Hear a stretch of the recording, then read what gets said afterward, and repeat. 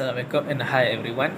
We from Group 1. Today we will present the topic 6, that is management in relationship. So what is management relationship? Management relationship is a relationship that we must build to maintain and enhance the performance in our work. So, therefore, if we mastering the management relationship, we can create a harmonious and productive environment at our workplace. Assalamualaikum warahmatullahi wabarakatuh. My name is Haris and I will be explaining about the concept of power, bureaucracy and leadership. Power refers to the ability to influence or control the behavior or actions of others.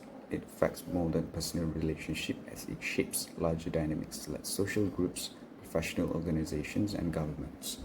Bureaucracy refers to the formal hierarchy organization structured, characterized by clearly defined roles and procedures. The term bureaucracy is often criticized and deemed negative because of the implications that procedures are more important than efficiency. Next, leadership is the process of influencing and guiding individuals or groups toward achieving common goals. It is the accomplishments of a goal through the directions of human system. A leader is a man who effectively organizes his team's members to accomplish specific goals. There are several types of leadership, such as autocratic, democratic, etc., and that will be explained in depth by my team members. For these slides, we are going to explain about the concept of authority, responsibility, and delegations. Authority is the legitimate power that an individual or position within an organization holds. It binds the different individuals through commanding force. Next, responsibility refers to the duty or obligation to perform specific tasks, roles, or functions within an organization. Anyone who accepts a task must be held responsible. It is the obligations of a subordinate to perform the task assigned. Lastly, delegation is the process of instructing tasks, responsibilities, or authority to subordinates or team members. It involves shifting responsibility to associates, allowing them to make their decisions of their own accord with minimal intervention. Some may be wondering, why are these concepts such as power, bureaucracy, leadership, etc. needed in management? Now let me explain, beginning with power. Managers need power to make decisions that affect the organization goals and daily operations. This is to ensure that tasks are completed and the organization moves forward. Other than that, it allows managers to allocate resources such as personnel or equipment efficiently and effectively by making relevant choices. Next, how does bureaucracy is important in management? It is by creating a predictable and stable work environment to help avoid confusion and ensures everyone understands their roles and expectations. Understanding roles and expectations lead to a consistent executions of tasks and adherence to regulations or quality standards. Now, leadership. Leadership is required because in an organization, a leader must set the overall visions and strategic direction for their organizations. It is to motivate employees and inspire them to work for a common goal. It fosters teamwork and collaboration, essential in tackling complex problems and achieving ambitious goals. Authority. With authority, employees can make decisions with their assigned tasks. This empowers them to solve problems independently and avoid bottlenecks. How about responsibility? Having clear responsibility, ensuring everyone to knows what is expected of them, leading to a better performance because they feel accountable for their quality and completions of tasks. Lastly, delegations. As we know, in an organization, managers cannot do everything on their own. Therefore, delegation is needed by distributing tasks based on skills and expertise, preventing them from getting overwhelmed and allowing them to focus on the strategic initiatives. All these concepts are intertwined. By effectively utilizing all these concepts, managers can create a well-balanced organizations with clear directions, motivated employees, and efficient executions, ultimately leading to a long-term success for the organizations. Alright, next I will talk about advantages and disadvantages of leadership. Alright, first of all, in leadership, we have many types of leadership. We have autocratic, we have democratic, we have laissez-faire. So, in this slide, I would like to share to you about two types of leadership. There are advantages and disadvantages. Alright, first, for autocratic, the first advantages is efficiency, where autocratic leader can make quick decisions which can be beneficial in situations where immediate action is required. Okay, so second advantages is clear direction. In clear direction advantages, it shows autocratic leadership provide clear and precise instruction, reducing ambiguity and confusion among team members. Okay, next is accountability. The leader in autocratic leadership take full responsibility for decision and outcome, which can be useful in situations where accountability is critical. Next, we move to the disadvantages of autocratic leadership. First is limited creativity. Okay, where autocratic leaders tend to stifle creativity and innovation because they make decisions without input from others. Okay, next is low moral. Why I tell you it's a low moral type? Because team members may feel disengaged and demotivated as they have little say in decision making. Okay, because the team member does not have the power to make a decision. Next is resistance. In autocratic leadership can lead to resistance and conflict among team members who may not agree with the leader decision, because every team members have their own perspective about the decision. So that's why they feel not agree with the decision that made by the leader. Okay, next we move to democratic leadership type. So the first advantages of democratic leadership is based on their engagement. Okay, democratic leader involve team members in the decision making process, leading to higher engagement and job satisfaction.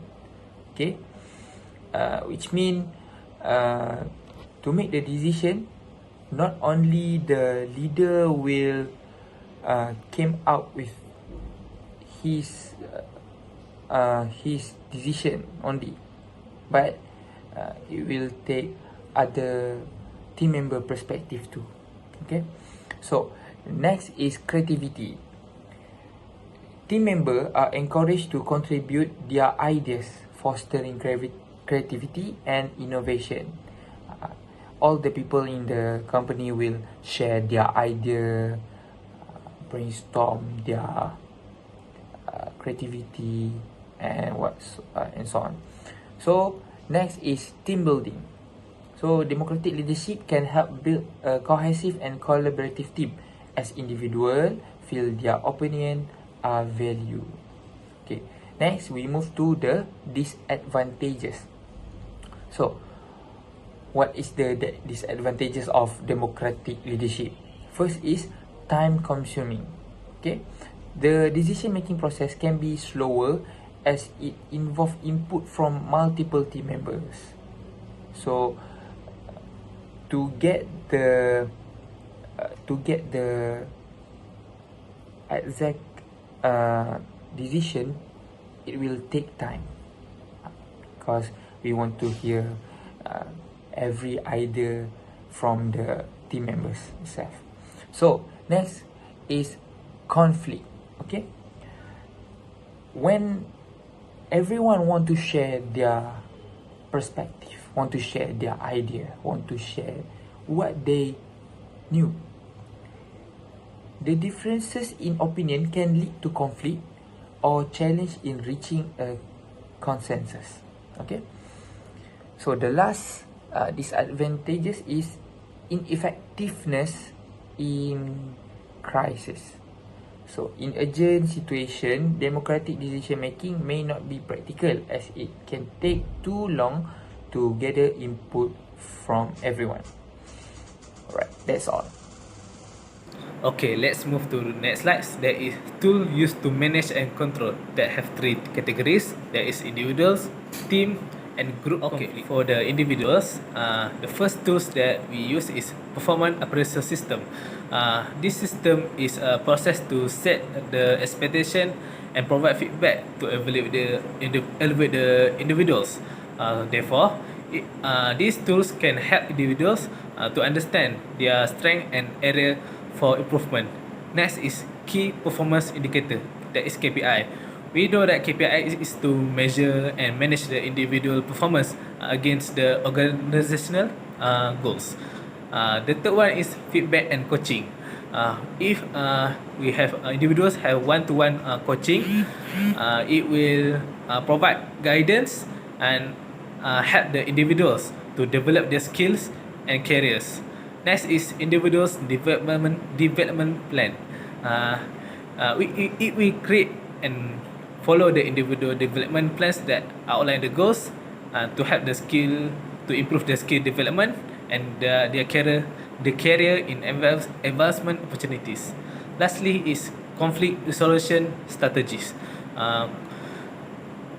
For these tools, it will address the dispute and interpersonal conflict among the individuals. Next is teams. For the first tools is team charters. Team charters that is outline team goals, roles, responsibilities, and expected outcomes. Therefore, the document serves as a reference for team members to view. Next is project management software. This management software is to plan, track, and control team project and tasks. For number 3 is team building workplace. This tools is activities that to improve collaboration, communication, and trust among team members. Number 4 is regular meeting. Regular meeting is a function to discuss the progress, challenges, and strategies for improvement. Lastly is performance metrics. Performance metrics we can define as team level performance that align with organizational objectives. Alright, for the last one is group conflict. For the first tools is conflict resolution training. These tools will help the teams and individuals to equip them with skills to manage and resolve conflicts. Next is meditation service. Offer meditation service or appoint a neutral third party to help resolve and dispute among group members. Next is conflict resolution process.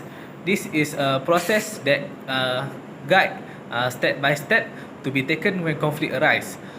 Next is conflict tracking tools. These tools is to track, document, and analyze recurring conflicts and helping to identify the underlying issues. Next one is group facilitation. Group facilitation is a group discussion and decision making process that especially when in situation where the conflict may arise. Next one is collaborative problem solving. This is the problem solving techniques that involve all parties to finding solution to the conflict that arise. Last one is alternative dispute resolution, that is ADR. ADR methods such as arbitration or negotiation can be employed to resolve a conflict outside the traditional legal channels. Now I will continue with organizational culture. Organizational culture is the collection of tradition, value, policy, belief, and attitudes that define how things are done within an organization. It is the backbone of the organizational environment, influencing every aspect of employee behavior and practice. This culture shapes how employees interact with each other, make decisions, and perceive their roles. When employees identify with and accept the organizational culture, they internalize its value and norms, leading to greater cohesion and a sense of community.